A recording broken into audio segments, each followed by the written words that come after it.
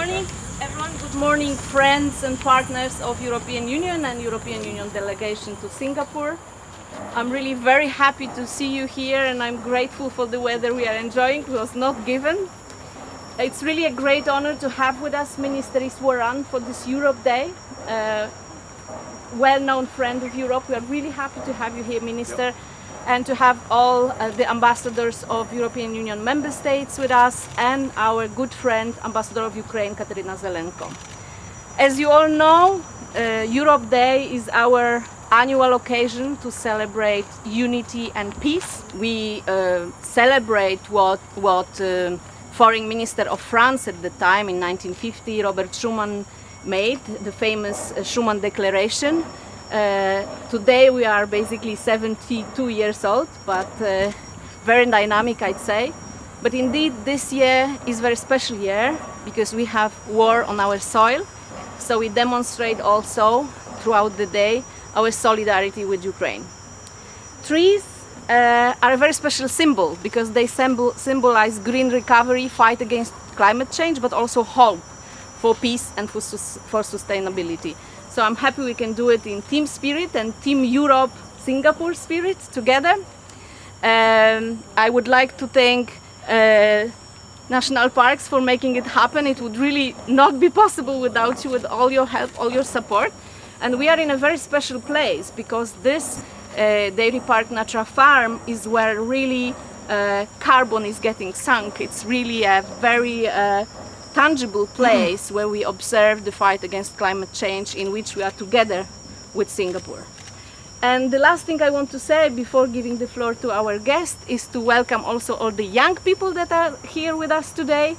They are here for symbolic reasons and real reasons. Symbolic is because 2022 is the European Year for Youth and of Youth.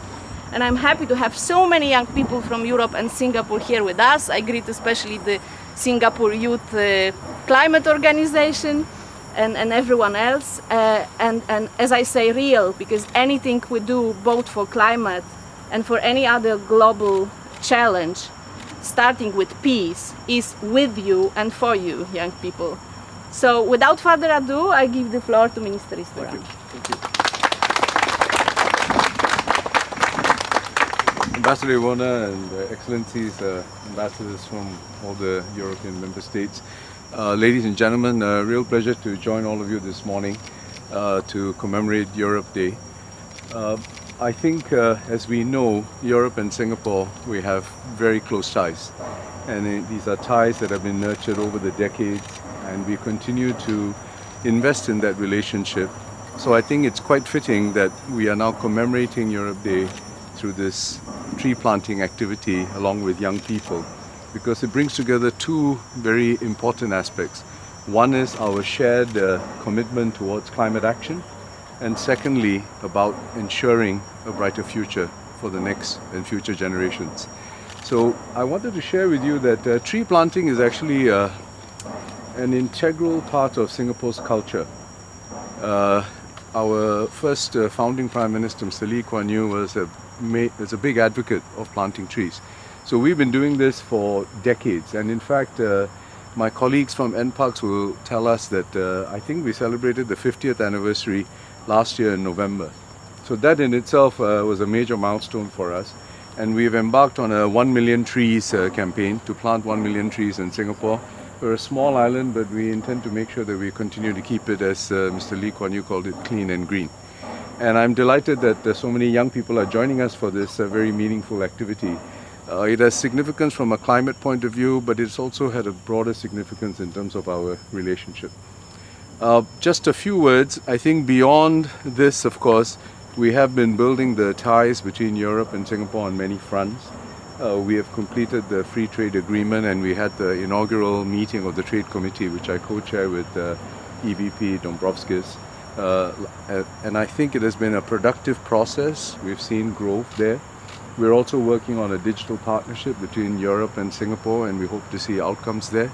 And at the region-to-region level between Europe and ASEAN, we completed the Comprehensive Air Transport Agreement, the CATA.